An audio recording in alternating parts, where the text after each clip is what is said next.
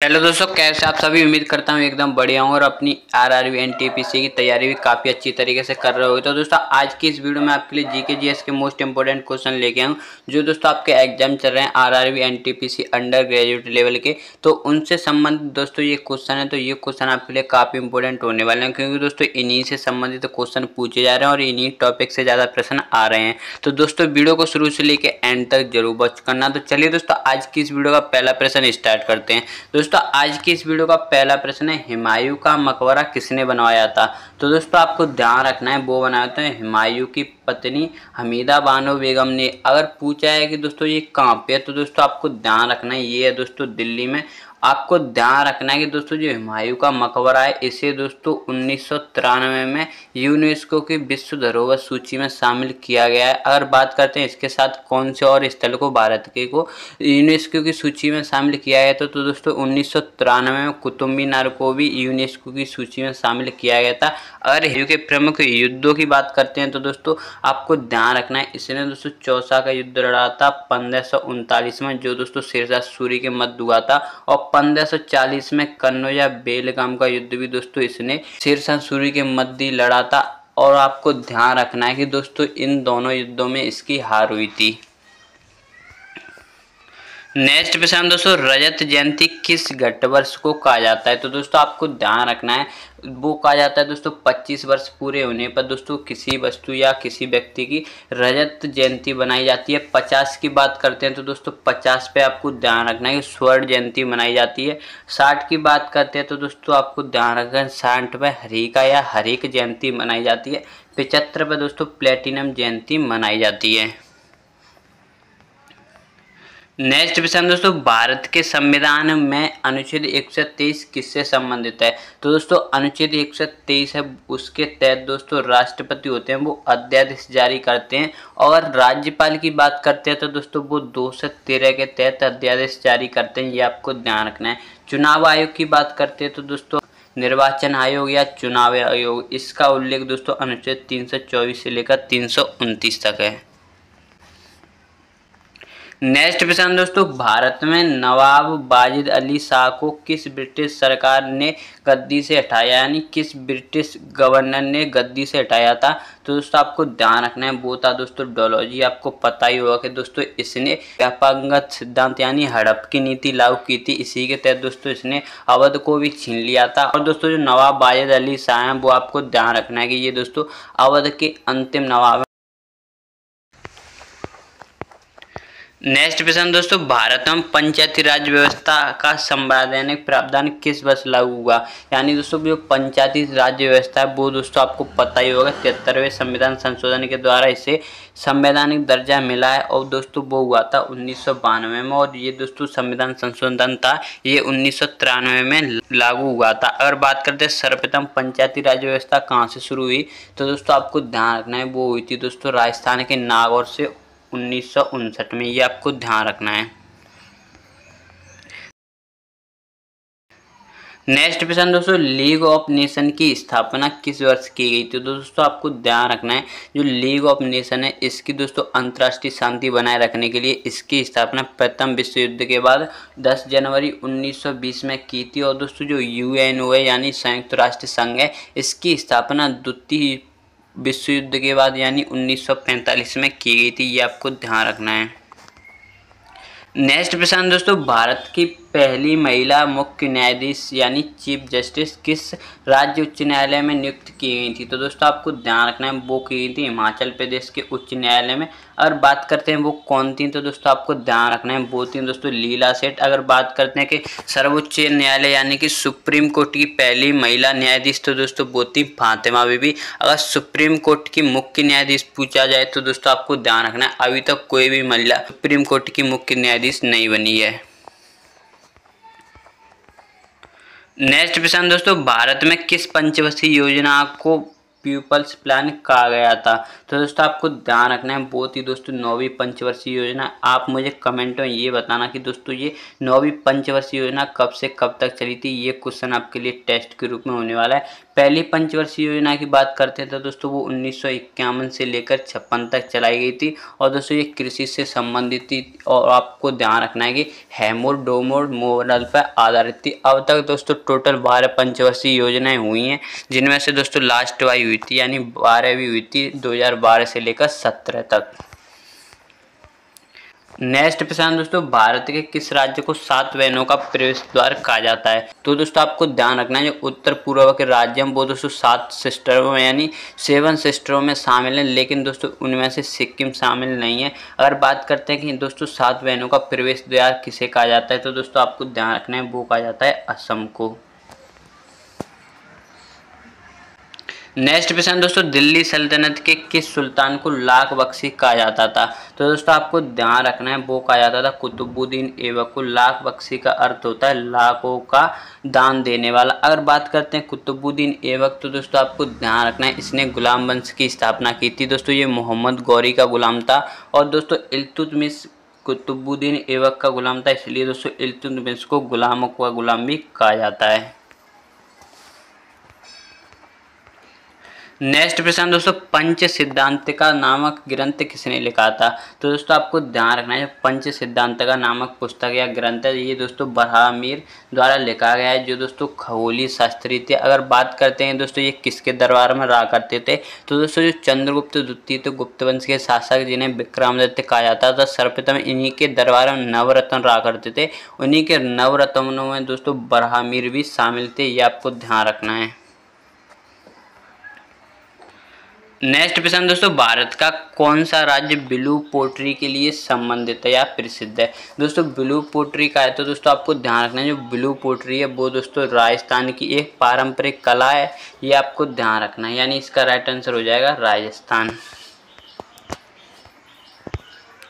Next प्रश्न दोस्तों, जलियांवाला बाग हत्याकांड के समय भारत का वायसराय कौन था। तो दोस्तों आपको ध्यान रखना है कि वो था दोस्तों चेम्सफोर्ड। अगर बात करते हैं कि दोस्तों जो लॉर्ड हार्डिंग है यानी लॉर्ड हार्डिंग सेकंड था, दोस्तों इसका शासनकाल था 1910 से लेकर 1916 तक। इसी के शासनकाल में भारत की राजधानी कोलकाता से दिल्ली स्थानांतरित की गई थी।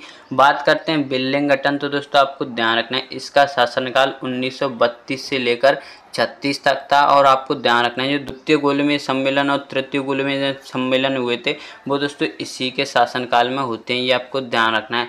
बात करते हैं लॉर्ड लिलित को, तो दोस्तों आपको ध्यान रखना है इसका शासनकाल 36 से लेकर 43 तक था और द्वितीय विश्व युद्ध दोस्तों द्वितीय विश्व युद्ध के समय यही भारत का वायसराय था।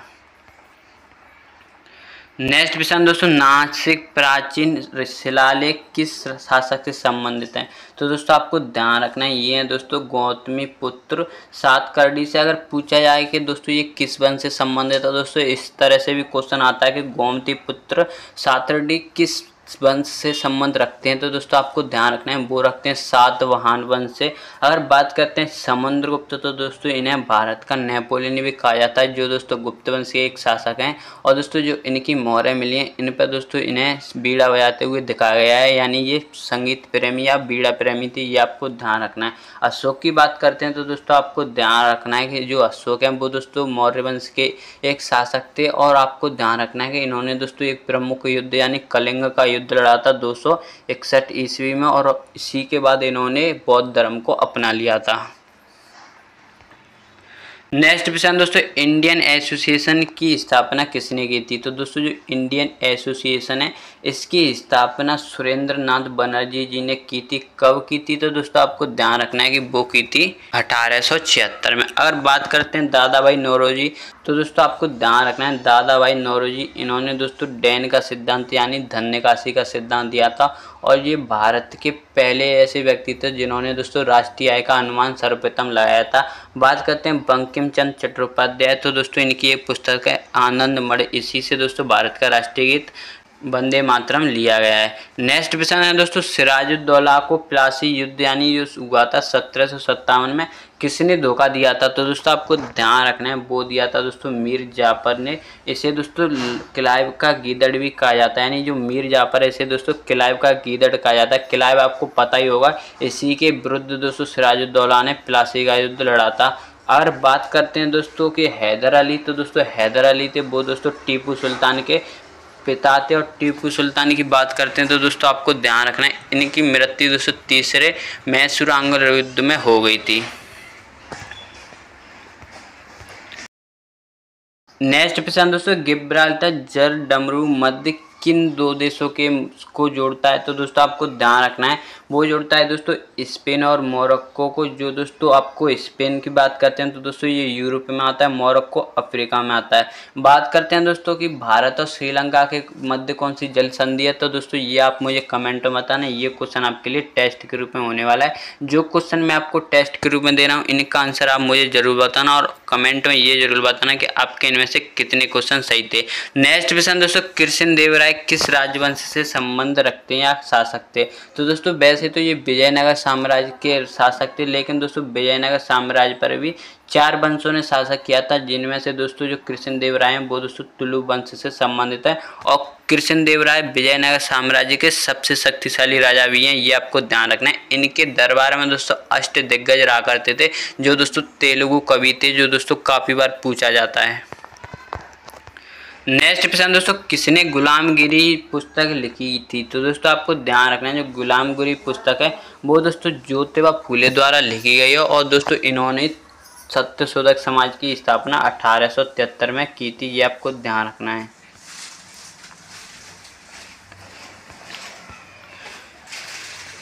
नेक्स्ट क्वेश्चन दोस्तों, झांसी की रानी लक्ष्मीबाई ने 1857 का जो विद्रोह है इसमें दोस्तों किसके विरुद्ध युद्ध किया था, तो दोस्तों जिस तरह से भारत में अलग अलग क्रांतिकारियों ने अलग अलग स्थानों का नेतृत्व किया था, तो दोस्तों विद्रोह का दमन करने के लिए भी अंग्रेजों ने अलग अलग अधिकारियों को नियुक्त किया था। तो दोस्तों झांसी में नियुक्त किया था, आपको ध्यान रखना है ह्यूरोज को। और बात करते हैं दोस्तों हेनरी लॉरेंस, तो दोस्तों आपको ध्यान रखना है लखनऊ में दोस्तों हेनरी लॉरेंस को नियुक्त किया गया था, लेकिन दोस्तों इसकी हत्या के बाद दोस्तों कैंपबेल को लखनऊ में नियुक्त किया गया था और दोस्तों कैंपबेल को कानपुर में भी नियुक्त किया गया था। और दोस्तों आपको ध्यान रखना है इलाहाबाद और फैजाबाद की बात करते हैं तो दोस्तों यहाँ पे कर्नल नील को नियुक्त किया था। और दिल्ली में बात करते हैं तो दिल्ली में आपको ध्यान रखना है हर्षन को नियुक्त किया था। नेक्स्ट क्वेश्चन दोस्तों, भारत का पहला परमाणु रिएक्टर कौन सा था, तो दोस्तों आपको ध्यान रखना है वो था दोस्तों अप्सरा। परमाणु रिएक्टर होते हैं उनमें आपको ध्यान रखना है कि ईंधन के रूप में यूरेनियम का प्रयोग किया जाता है।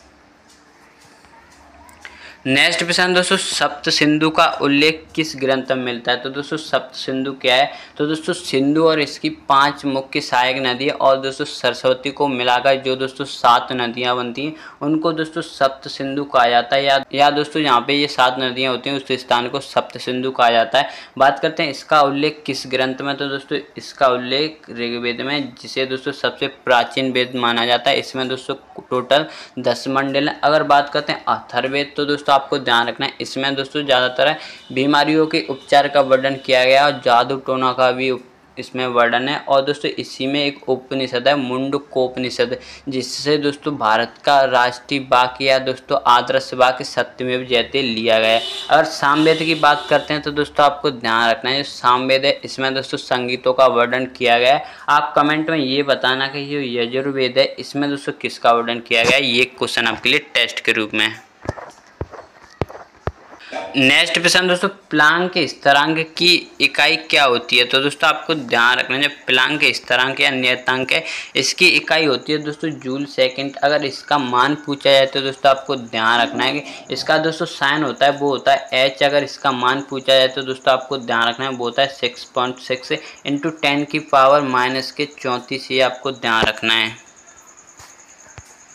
नेक्स्ट क्वेश्चन दोस्तों, सियाचिन ग्लेशियर का नियंत्रण भारत में किस वर्ष में प्राप्त किया था या किया, तो दोस्तों आपको ध्यान रखना है जो मेघदूत चलाया गया था यानी ऑपरेशन मेघदूत चलाया गया था वो दोस्तों 1984 में चलाया गया था। इसी के अंतर्गत भारत में सियाचिन ग्लेशियर को नियंत्रण में किया गया था, ये आपको ध्यान रखना है।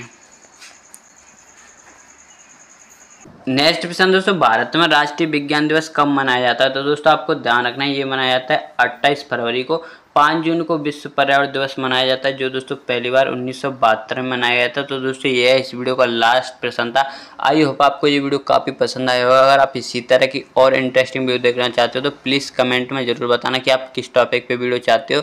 अगर आपने अभी तक मेरे टेलीग्राम को ज्वाइन नहीं किया तो इसका लिंक आपको डिस्क्रिप्शन में मिल जाएगा, वहाँ से आप टेलीग्राम चैनल ज्वाइन कर सकते हो। तो चलिए दोस्तों, मिलते हैं इसी तरह की और इंटरेस्टिंग वीडियो के साथ। जय हिंद, जय भारत।